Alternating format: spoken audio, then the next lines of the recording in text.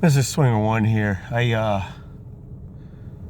Playing around a little bit outside. So in Pennsylvania today, it's like 32 degrees with a wind chill.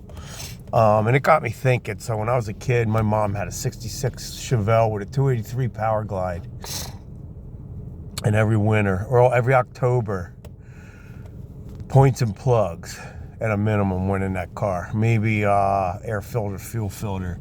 And the reason why they tuned them up in October was for days like this. If they didn't fire right over, they would flood, because points have weak spark.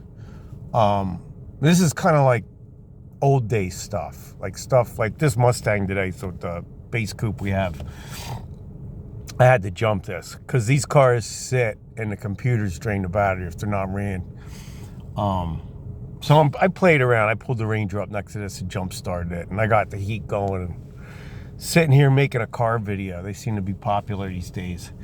But it got me thinking about people did not want to play around with points and plugs on a day like today. If the car didn't start and it flooded, you were like calling in to work, telling them you're going to be late, or you were getting a ride, or maybe you were just taking a day off and running in and get to the Napa and getting new plugs to throw into the car. If you had to be somewhere on a cold day like today and you had a 60s car with points and it flooded, you either played around with it until it started, or you went and got fresh plugs and threw it in. Yeah, there was a little bit of playing around in the cold to get the car started.